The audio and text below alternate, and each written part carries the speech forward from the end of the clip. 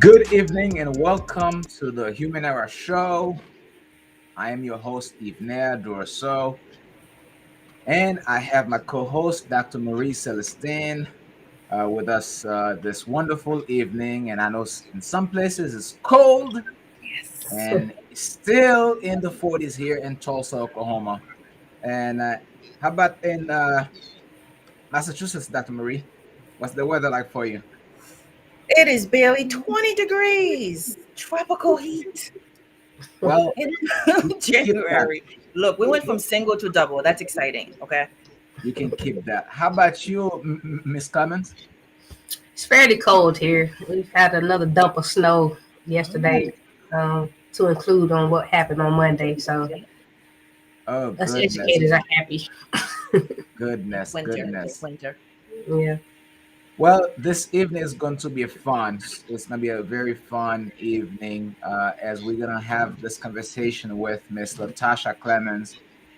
She has a wonderful story, and I cannot wait to hear your story and how you use your story to make a difference in your writing and in other young people's life. And as you talk about your childhood and I part of your bio that I read, you grew up in poverty and you had a mom addicted to drugs, but you did not let this affect you too much in your adulthood. You decided to make a difference in your life and in other people's life uh, using your writing, your book, which you wrote, which you will learn more about soon. All right. And we are broadcasting live on Facebook, Twitter, LinkedIn, Twitch, Mm. Like one more. Is there another one? And YouTube. YouTube. Yes, YouTube. And if you're watching live on YouTube or any of those platforms, the best thing that you can do for us content creators is to subscribe and like and share this live with your friends and others that you may know because this content, Miss Clemens' story, will touch your lives and as it will touch my life and Dr. Murray's life as well. So we're so excited to have you. I am super excited, Latasha. Welcome to the show. Thank you so much. This is the show where we share a lot of energy. This is why we call the show Human Energy. All I right. love it. So, one of the first questions that I always ask, and again, this is the big magic question: Who is LaTasha Clemmons? I am a person who I work in education. That's my career path. Um, as I my It's always been my dream to be a journalist, to be a writer. As I went through my years as being an educator, it dawned on me that these children experience the same things that I've experienced. Um, they have a story to tell. Their story is similar to mine. I'm an athlete. I'm a female. I'm a woman. I'm a black woman. I don't necessarily get caught up in the categories, but people will describe me as a lesbian. Um, they want to box you in and put you into this person or this place that people want you to format in society. But I'm a person, and I realize my story is everyone's story, regardless of the differences and the similarities. But I grew up in poverty. Um, I am this person who has dealt with a lot of the things that the children I work with have encountered, but somehow, some way, some form, I persevered. I made it. What made me get there? Education, mentors, athletics, sports. And so as I work with these children every single day, I realize that I'm the same person that they are. And regardless of my circumstances, I was able to come into a place of where I felt successful. I made it. I didn't allow my circumstances to hold me back. And so it's always been my passion, my goal, excuse me, to teach the children that I work with, regardless of where you come from or what happens, what your circumstances are, you can be and do anything that you want to do. You can be any person that you want to be. And that has driven me within my work, within my career, to give these children a dream, a hope to kind of, circumvent their circumstances to be able to do whatever it is they want to do. And so I'm a lot of things. I'm an avid reader. I'm an athlete. I love sports. I love my family. I am a person, but in life, you have to be able to kind of persevere and do the things that you want to do. And it's always been about paying it forward. Mm. Wow, that is powerful. You are multifaceted. Yes, ma'am. So many hats. And to be able to say that and defining your own self, because the kids are being defined, adults are being defined, but I think because they're seeing themselves through you and they know who you are, they come where you come from, I think they're able to feel like there is hope. I think this show we're always talking about hope in terms of that's always a possibility in spite of your circumstances. And so were you always this way? Is it something that you developed as you grew up? Um, I think moving through life, you don't know. You don't know who you are, what you're capable of, what your purpose is until you actually come into a place to where you have to define what you want to do in life. Mhm. I did not seek education as my career path. I wanted to be a journalist. I wanted to write. I My circumstances was I moved from South Carolina to Maryland, and I needed a job. I had to be able to survive. My father told me get into education. At the end of the day, regardless of if you have a degree, anyone can get into education, and it's crazy because moving out of education into a different career field is almost impossible. But if you do anything else in life, you can move into a career of education. And once I got into teaching English, is what I did for the first 9 years of my career. I realized, hey, I have a voice. I am this person that people look up to, children look up to. Um, and it reminded me of my growing up in education, what it took for me to be able to kind of surpass the difficulties and the challenges that I had. It was educators. It was being in a realm where people believed in me. And so once I kind of accepted that, it was natural for me because it took educators to help me to understand that, hey, I'm worthy. I can Mm. do something different. I can be who I need to be and who I want to be on the strength of the teachers and the other educators that kind of took a hold of me. It took that for me to understand that I had something to give. And so when I became an adult and I realized these children are experiencing the same experiences that I had, it wasn't anything forced. It just became natural. Okay, let me help you or be that role model or that mentor. You can do whatever it is that you want to do. You just have to work towards it. And that's kind of what pushed me and compelled me or propelled me to be the person that I was. And I realized, it was natural. And you don't really experience that right then and there, but to move forward in life and to kind of encounter children, and I never remember their names. It's thousands of children who I might see on the train or I might see in different neighborhoods. Hey, Miss Cook, that was my name before I got married. You helped me do X, Y, and Z, and it's unfortunate. Like I don't like where did I know? Where do I know you from? But it's always a reminder of the work that I have done and I continue to do. That what you're doing makes a difference, and it's always like it's motivational, regardless of how difficult it gets. You are making an impact on a child's life the same way someone made in your life. And so it just becomes, you just do it because that's what you do. Wow, wow, that is powerful.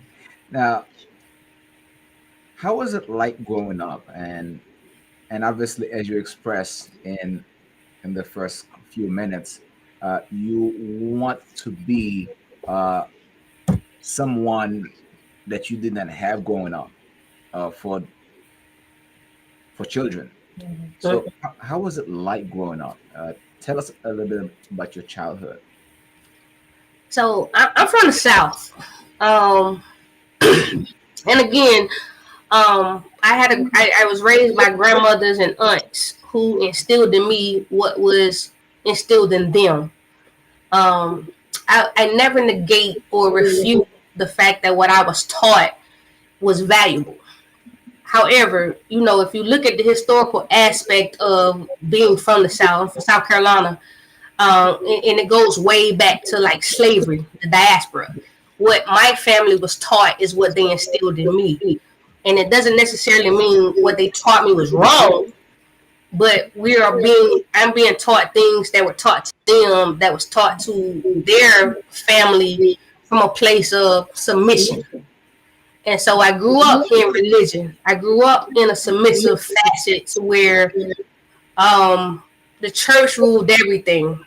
Do as I say, not as I do. Um, Nothing that propelled education as an escape. I was taught what they knew, what my family knew. And so I feel like I missed, or it wasn't taught to me that in order to be successful, you have to be educated. These are the facets of life that will allow you to propel out of the situation that you are in. And so my family did the best that they could. But I feel like what I missed out of all of that was you have to kind of remove yourself from this place of submission.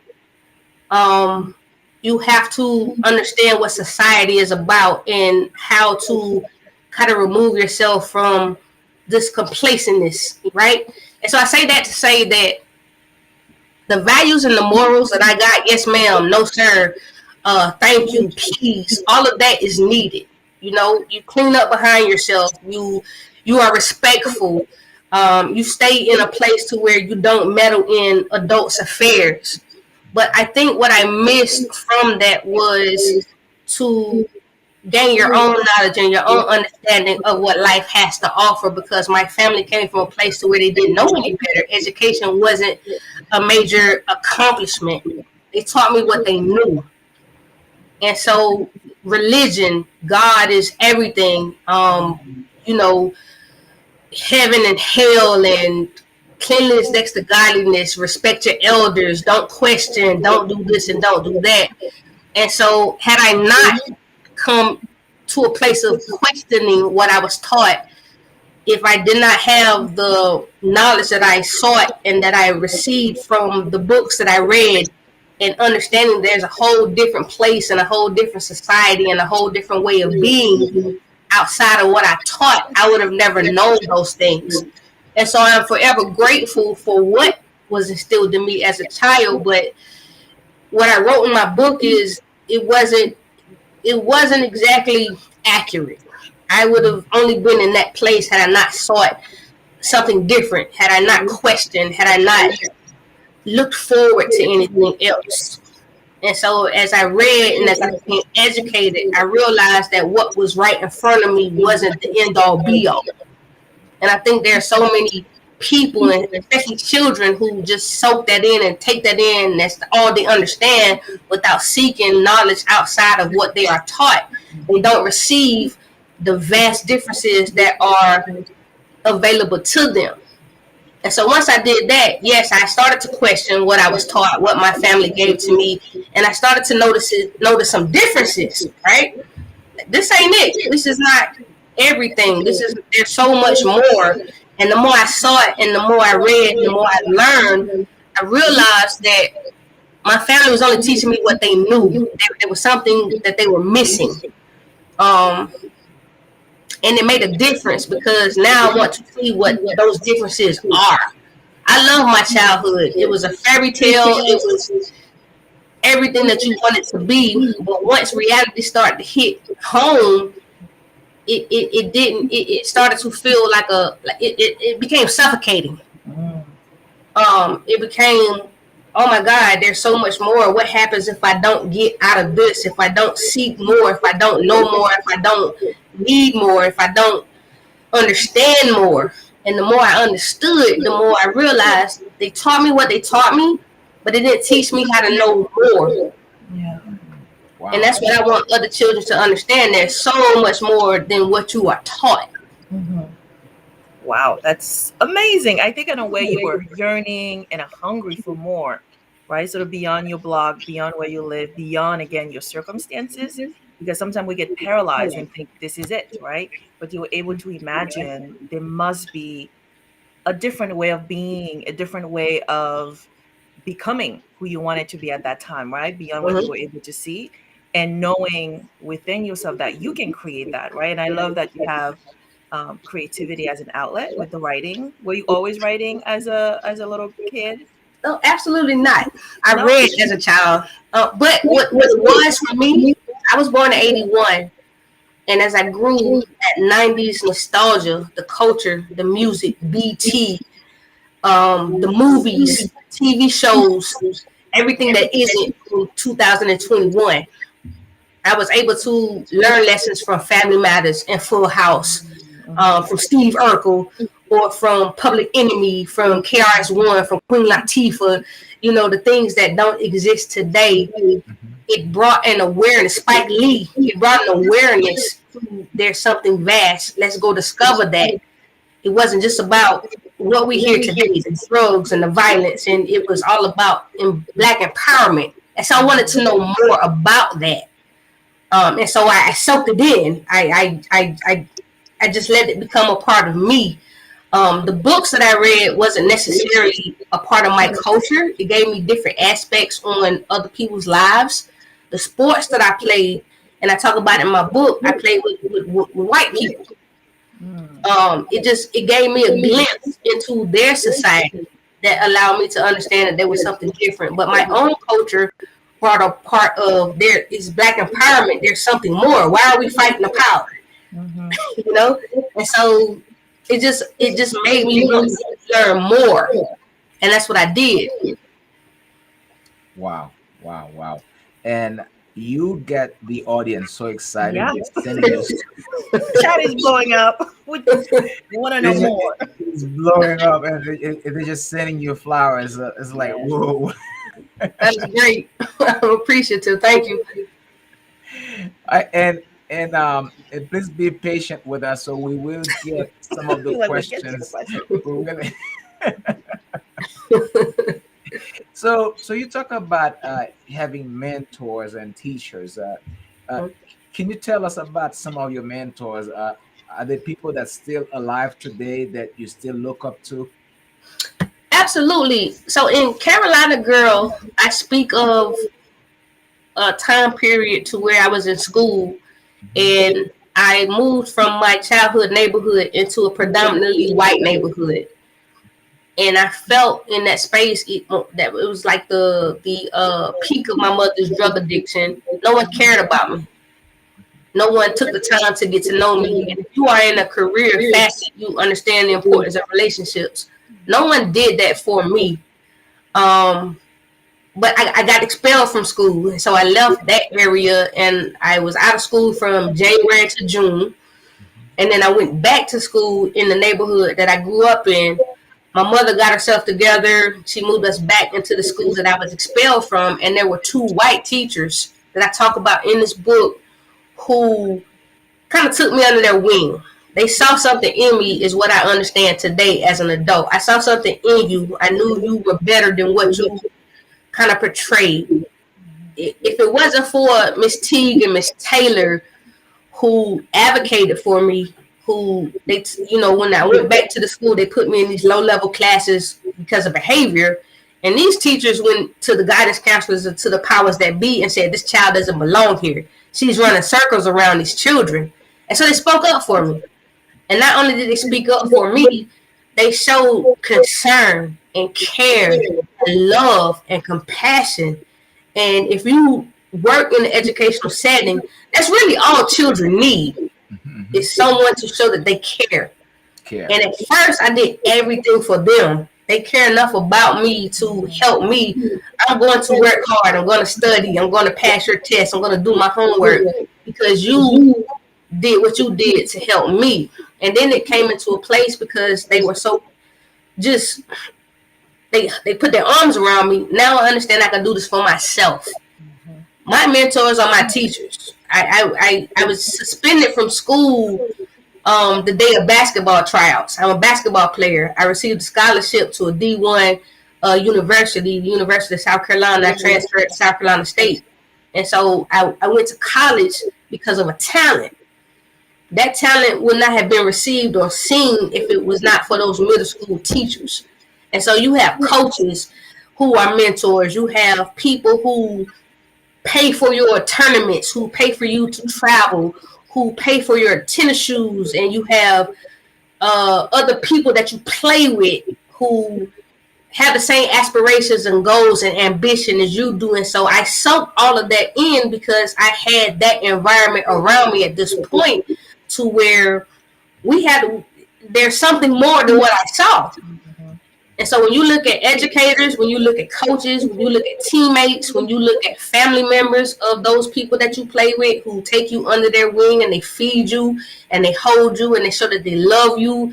And my mother was able to, get herself together. All of those people are my mentors and my role models because they encouraged and motivated me to be the best person that I could be. And so I would never be here without teachers and coaches and teammates, friends, family members of those friends, if it wasn't, for that place that I was in. But at the end of the day, I could never have that unless something came into me to say, this is what I need to do.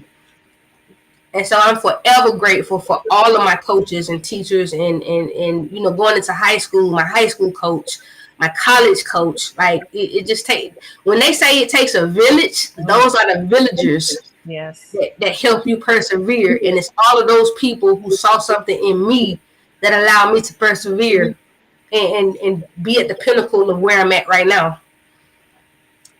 Yes, we use that very often. I was born in Haiti. The village, raising by the village, is something that we use so often, and I think in today's society we're missing the village, or the village is there, we just don't see the village, or we don't pay attention to the village. The media, social media, be the village. So we let TV shows be the village. So I think what you're saying is so important to understand the value of the village. Now, do you think your mother didn't care about you? My mother loves me to death. My mother is a mother who, once I started to understand her background, and children can't do that, right? I'm an adult now. I have to understand her circumstances, her situation. My mother went through things that were far worse than what I went through. Her experience, she was born in 57. So you could imagine with the times of the 50s, in the circumstances. My grandmother was a professional wrestler who was on the road often, who wasn't able to raise her children until they became teenagers. My mother was in the care of her mother's siblings. My mother did the best that she could for us. And what I realized as I got older was once my mother had children, we were the only thing she's ever had in her life. And so she did what she knew to do. And because we were the most valuable pieces of her life, and she wasn't taught or she didn't understand how to, I guess, raise us, she did the best that she could. I know my mother loves me to the depths of her soul. As an adult, you understand what addiction is and what addiction does to a person. So I in the beginning, I didn't know that. I blamed my mother. I no longer blame my mother. I blame the addiction. I blame her circumstances. I blame what she didn't know. You understand? And so there's nothing about what happened to me as a child that I can say, well, my mother knew better. She should have did better. She should have. My mother had her own issues. She did her best to kind of fix those things. She did her best to kind of like, make amends with things, but she's a person that has to work with her own demons. And so no, I don't blame my mother. I blame the drug dealer. I blame the drugs. I blame, once I got older, I blame the country, the powers that be, to allow Contra and that war on drugs and the infiltration of drugs into our society. I blamed all of that. But what I stopped doing was blaming my mother. She didn't know any better, the same way no one knows. And she did her best, because in my book, when you read Carolina Girl, once my mother got herself together, she came back and she got her children. She did the best that she could. She fell into religion. And while I don't, that was a whole story in itself. My mother did the best that she could, and I'm forever grateful for her, because, again, being in education, there are a whole bunch of children who had it worse than I did. I was never hungry. I never slept outside of four walls.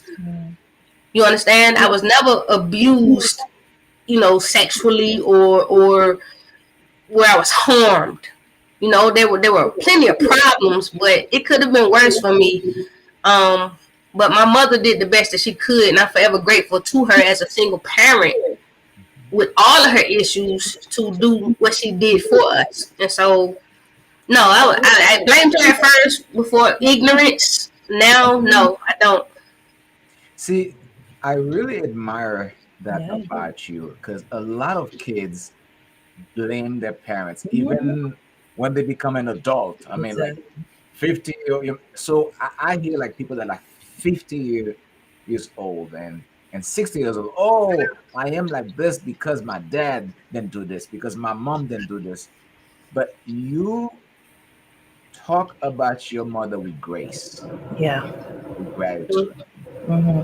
and this is something that people today, adult and young people, should do. That should really stop blaming someone, uh, and start the process of understanding why the person did certain thing, why the person or what that person went through, because she was she's human just like all of us, Yes. right? Absolutely.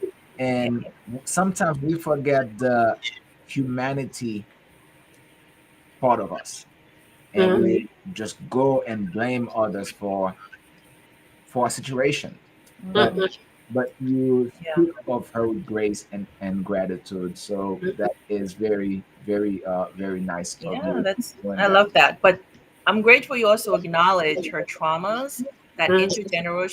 intergenerational trauma, but also that mother wound is still there, because that's something we carry as we get older, right? And so, but also sharing that story with others, because perhaps they can find it in their heart to forgive them for what they didn't know. Because Mm-hmm. sometimes we think parents know everything, right?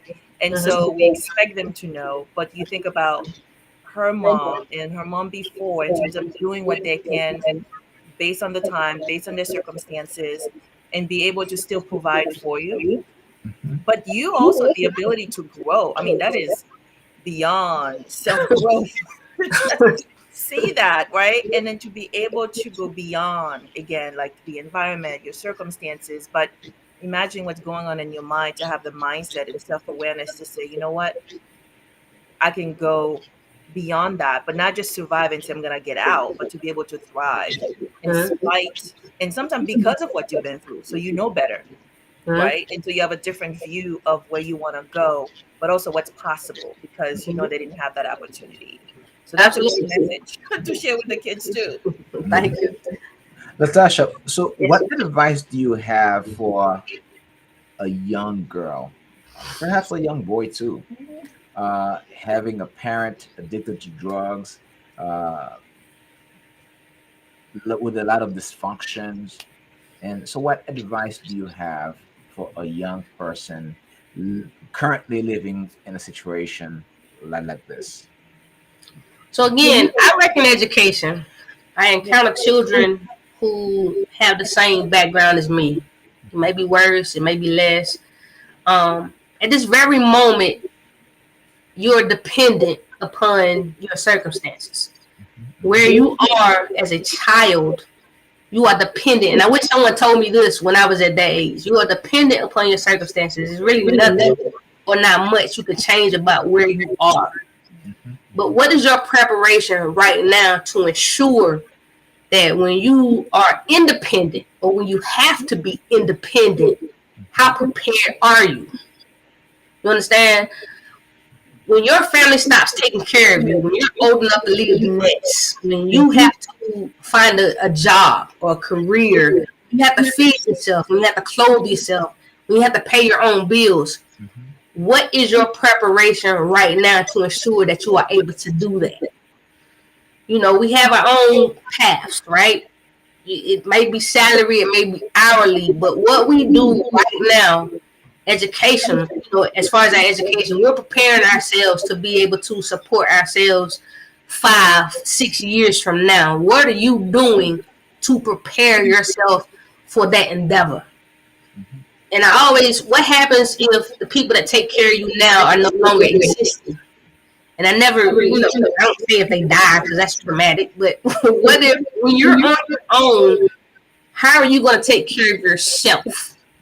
I'm a strong advocate for education, right? We get into this debt with student loans, trying to go to college because we can't afford to pay for it. But for some of us, it's necessary. College isn't the end all be all. What is your skill set? How are you preparing yourself to do hair or cut hair or fix floors or fix plumbing to be able to maintain a lifestyle that is sustainable for you to feed yourself? And so my advice is, what are you doing right now? Because it's never too early to figure that out. How are you preparing yourself to be independent? That's something you should start thinking about now, even as a sixth grader or a seventh grader or a 12th grader or a ninth grader. What do you want to do when you can? Because there's a right way to do it and there's a wrong way to do it. And a lot of the children I encounter, it's always that fast money. But do you want to live your life looking over your shoulder, being afraid every day, possibly losing all this at the drop of dime during death or jail? So the legitimate way to do these things, what are you going to do right now, 15-year-old, 16-year-old, to prepare yourself? And sometimes, most times that hits home. Let's start now with just being knowledgeable and being educated, putting ourselves in positions. By the time we're an adult, we're able to have, we're able to make a decision, or we're able to be on a trajectory to where we can sustain a livelihood. And so that's always my advice. What are you doing right now? Because it's inevitable. You're going to get to that point to where at some point you're going to take care of yourself. No one told me that. I just so happen to be in a position or a place to at least have an opportunity to make minimum wage or to make the entry level salary to be able to at least sustain a living for myself. But I was also dependent upon other people until I was able to do it myself. And so I always ask children to think about what you're doing right now to be able to, you know, longevity. What are you doing now that's preparing you for your future? Just like Peter Drucker says, the best way to predict the future is to create it. What are you doing now Strong. to predict your future? What are you creating to predict your future? Yeah, Yes, sir. So powerful, so powerful. it is. It is. We are going to take a short break. Okay. I just want to remind the audience watching live, please like and share this live and subscribe to our YouTube channel so that we can continue bringing content like this to you. This is so inspiring and so motivational for anyone, adult or whether you're a young boy, young girl. This information is so crucial to understand that whatever path you've had, however you grew up, there's still a chance for you to change things around. You know, and I have a mentor, Rene Godefroy. He wrote a book, No Condition is Permanent. kiss your excuses goodbye.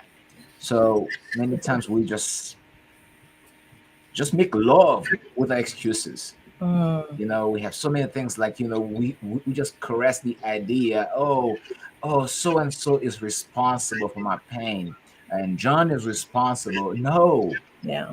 it is true that someone may have hurt you. It is true that someone may have done something that could ruin your life, but you are still breathing.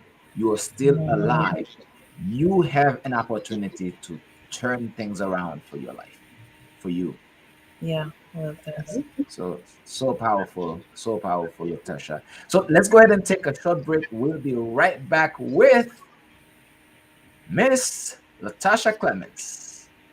And when we come back, I'd love for you to read a little bit, either one or two paragraphs of your book, The Kalana Girl, because I Okay. truly believe this book is so interesting. Yes. Okay. Not a problem. Human race is unique. Despite our many differences, religion, beliefs, race, skin color, or personal prejudices, there's still one thing that holds our world together. We are all human. We have, however, failed to see the beauty in the uniqueness of humankind, and this is only because we have been blinded by hate, bigotry, envy, and fear. We have let hatred rule us, even divide us, and fear keeps us from fixing the mess. But it's time to wake up and see that everyone is created equal, perfect, and no different. Yes, it is true that people have been born into unequal circumstances, which oftentimes leads them to make choices either good or bad, but we are still the same regardless. At this point, you may be asking, how can this be? This book will help you find out how there are no differences at all. Hello there. You should know that no matter the color of your skin, race, gender, economic rank, sexual identity, or social status, we are all human before anything else. In our diversities, we can still achieve oneness. Hatred may have ripped us apart, but there is still a way to mend the tear if only we can fix ourselves first, letting the uniqueness of the human race reflect inward, and then to the outside, healing the human race. It is important that we mend the tear, and more importantly, that we do it now. This book will serve as a guide to healing.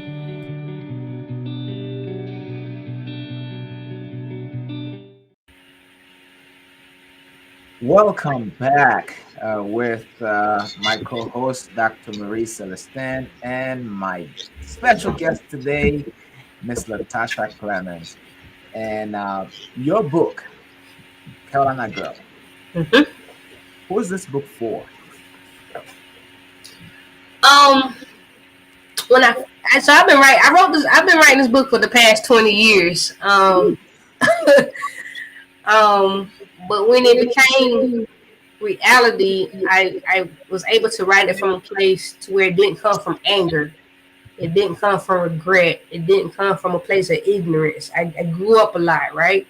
My book is for young people, young adults who may have endured my situation or something similar to it or something worse or something less. It's a book about perseverance and identity, and it explains that what you endure and the lessons and the morals and the values and your own experiences that you're taught as a child, you can always overcome those things, take what you need from those lessons, but become the person that you want to be. But it's all about accepting the help and the support from coaches and mentors and teachers. But it's all about where you end up in life, and it's using everything, where you're from, what you are, who you are, and what was instilled in you to become the best person that you can become. And so I wrote it. At the end of it, it's for them. It's for anyone who questions their upbringing, who questions their lessons and morals in life. You can be who you want to be, but everything that was given to you is a part of who you become. It's just what you make of it. Mm-hmm. Mhm. Wow, wow. Love So that. for anyone watching this live, this book, The Carolina Girl, this book could be a source of strength, Mm-hmm. a source of inspiration for young people, even adults facing adversity, people who feel lost and hopeless. You Mm-hmm. know, reading this book can really bring you to a better place where you can say, you know what, I am able, I am able to get out of my situation. Mm-hmm. My condition is not permanent. I Right. can break through. So Yeah. it's so powerful.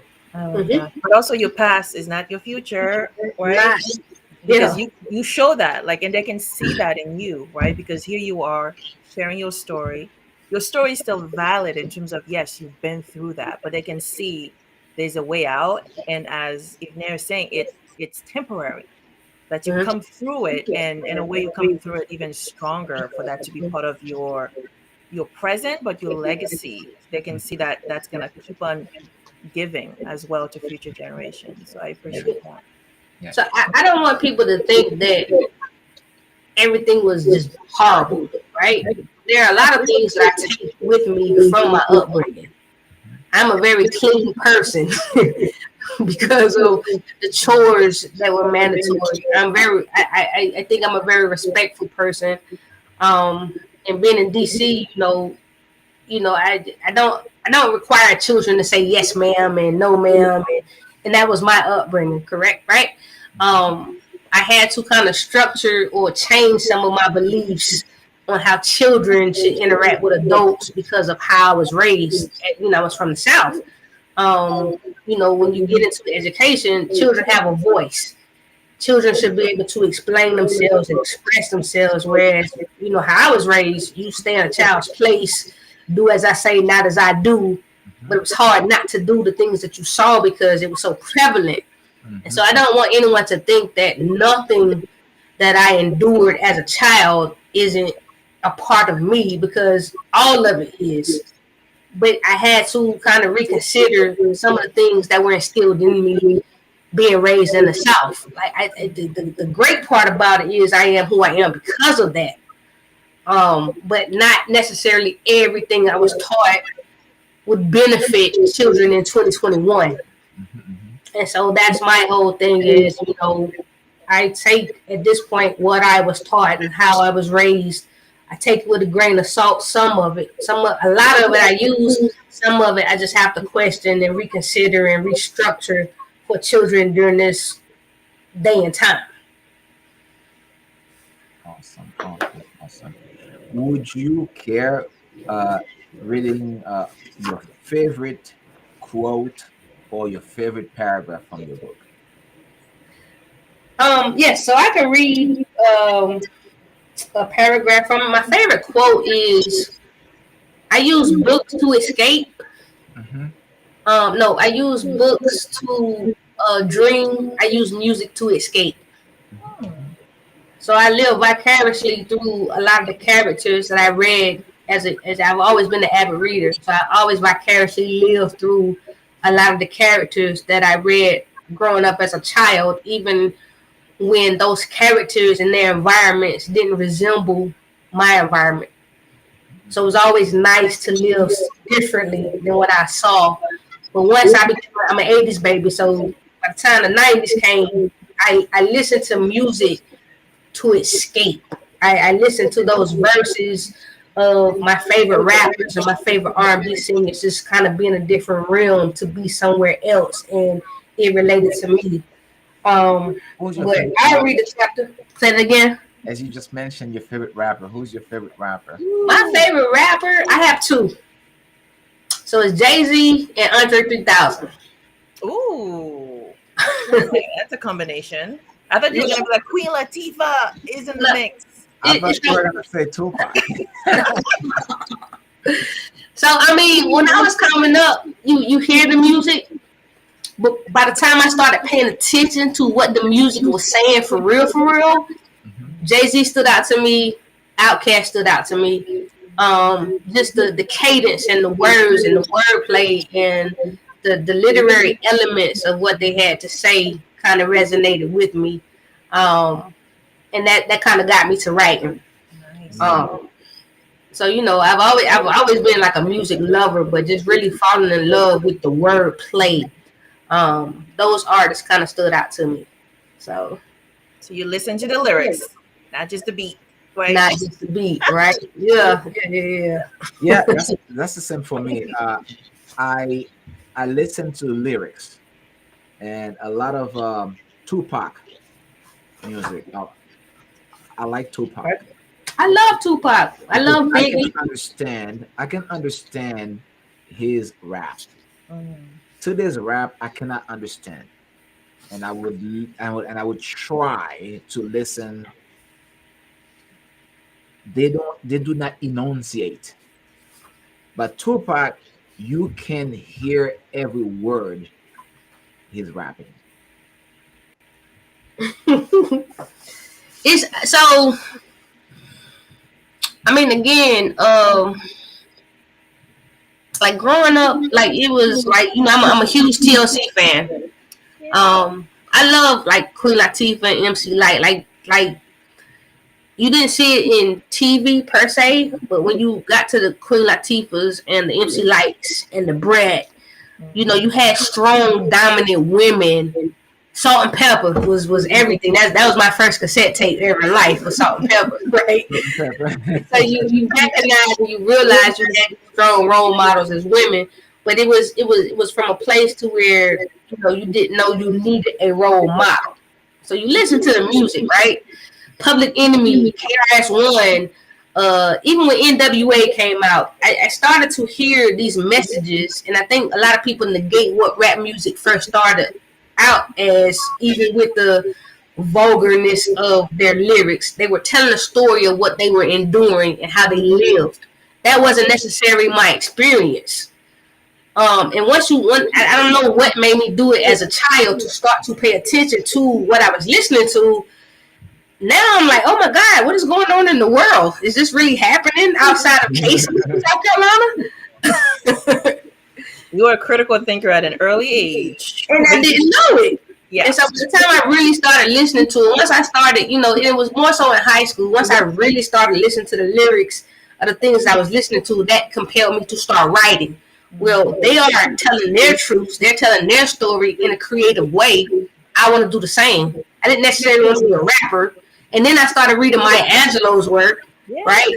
So now I want to write. I want to write about how I feel and what I think in the same way that my favorite rappers are doing, to tell a story and to give a message.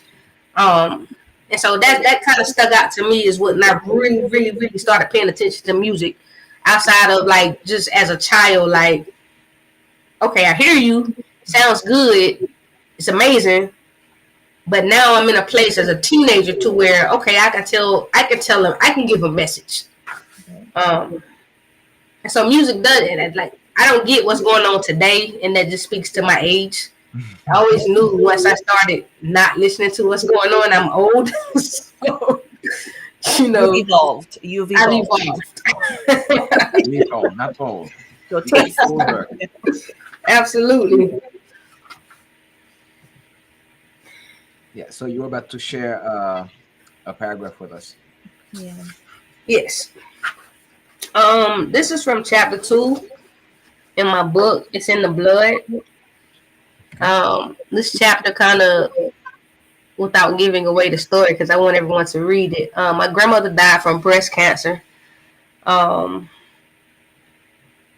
before her death, there was a strong emphasis on family, how important they were, how close-knit we were. And so it starts off, you ain't got no damn friends, only associates. Family gonna always be there for you before anybody else. This mantra was the gist of the importance of family as it was explained to me as a child. Understanding the importance of family was just as important as knowing that God gave his only begotten son because he loved the world so much. Grandma had 10 siblings that I knew of. 8 of them lived either around the corner of Charlotte Avenue or down the street from us. It was almost impossible to walk past anyone in the neighborhood and not hear, "What's up, cuz?" or "What's good, little Bobby?" Since I am the spitting image of my mother, a lot of her cousins called me little Bobby when they saw me. There were so many McLeans in the area that half of the time I didn't know it was a cousin speaking to me. There was no sanctity when I gave my life to Christ, so it was easy for me to eventually dispel this notion of a tight-knit family. Awesome, awesome. Thank you, thank you. And for the viewers watching the live, and you, can you tell? And obviously, this book is available on Amazon. And Yes. what what other platform do you have this book available beside Amazon? Um, it's on Amazon and it's on Kobo. I think that's what it's called. Kobo. Okay. Yep. Yeah, Kobo. It's a Spark, but mainly so on Amazon. I'm currently working on the web page. I sell a lot of books. I order authors copies. When I'm creating speaking engagements, or if I'm just out and about, I'm telling people about my story, I can sell it there, but mainly on Amazon. Mainly Amazon. Okay. Do Mm-hmm. you also have the book on audio? We're working on that. So the audio will be released in the spring. Awesome, awesome. Because a lot of people like to listen. Yeah. Like a book like this is which very, very inspiring. It would be great to have an audio when you're taking a walk, even when you're at the grocery store, just listening to it Mm-hmm. like this, like this. Mm-hmm. Awesome. Oh, that is so, so, so inspiring. And Yeah. Is that you on the cover? Yes, Oh, that my is. glasses. So the book is a lot of '90s nostalgia, and so if you're a Nas fan, when you see the cover of Nas's book, you see the cover of him in his background, and so that's what I was going with the cover. So that is me as a child, but in the background you see Columbia, South Carolina. Hmm. Oh yeah, that's the map Yep. Yep. of your Yes, state. All yes, right. that is my picture as a child. Wow.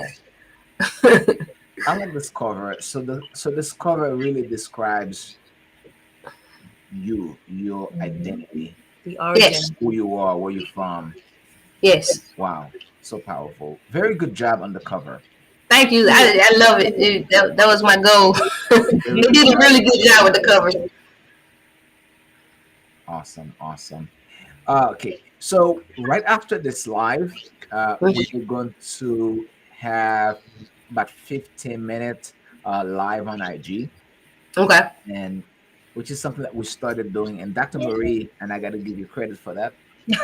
Uh, you gave that suggestion to have the 50-minute live because when we have wonderful authors and speakers like Miss Clemens, and because Restream does not allow us to stream live on Instagram, Mhm. so we have to, to bring it Yes. to our Instagram viewers. Spread the message.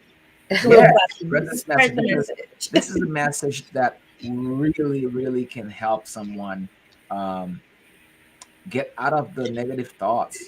Because when we have a childhood, we've went through things. We sometimes spend our entire life never forgive ourselves and Mm. never forgive our past. And by reading this book, that can really help you have some type of empathy for yourself, grace for yourself. Mm-hmm. Because without grace for yourself, it's going to be very difficult for you to move forward. Yeah. And somebody mentioned in the chat that self-love, right? Where you can feel what you receive from your mentors and teachers, Mhm. and mom and family, but now you know you're worthy of love. You're worthy of, everything you've been dreaming about as a child. Mm-hmm. Yeah. And final question: do you have anybody that you're mentoring right now? So I'm an educator. I am an administrator in DC public schools. I have over 600 children that I'm mentoring. Um, My babies are everything. What I do every single day in life is to ensure that children, if they that they know they have an opportunity. So when I wake up and I go to my career, my job, every single day, I'm finding a way to encourage, motivate, inspire children to be their best selves. I am the disciplinarian. I am the culture coordinator. I oversee all the behavior. I hold children accountable. But a lot of that work is about their social emotional well being. And so every single day for the past 16 years, it's been my goal to help children the way that I was helped by an educator. I didn't know that was my purpose at first, but that is my goal every single day, to hold children accountable and to let them know that they can do and be anything that they want to be, and that's every day. That is so powerful. I did say final question. However, the question that I ask every guest, One more. I am not going to skip you, LaTasha. I'm not It's going to fine. skip you. According to you, Mm-hmm. and I have asked that same questions to every guest that come on the show, including Dr. Marie. How do we heal the human race?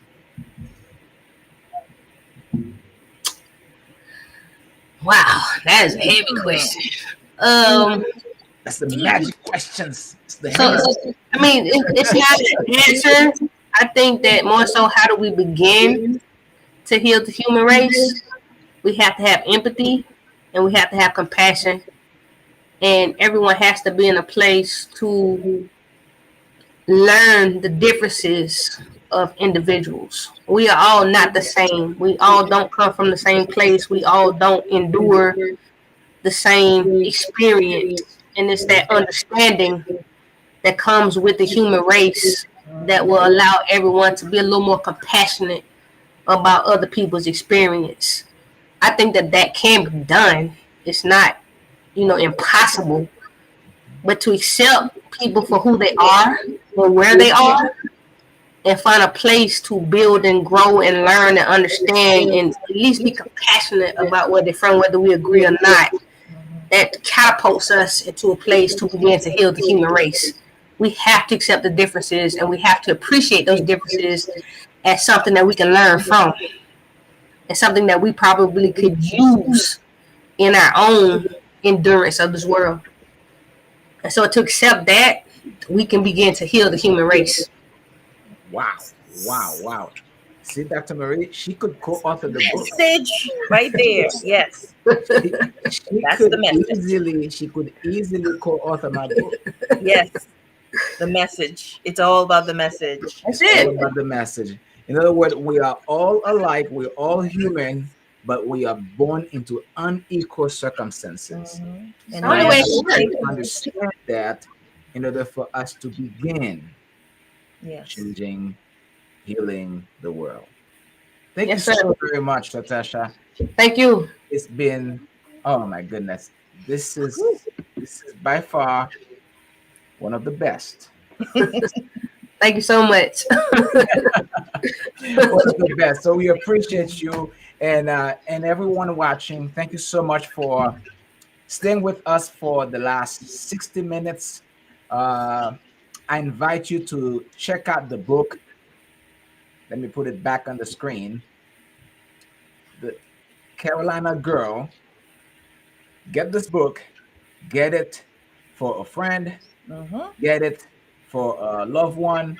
Get it for a coworker. Right. Yes. Get it for a coworker. And That's a it's beautiful still gift. the holiday season. Get it for you. That's, Get it for yourself.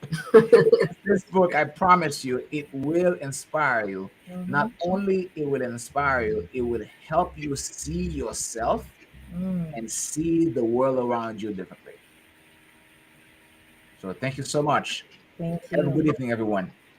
Thank you all. Thank you.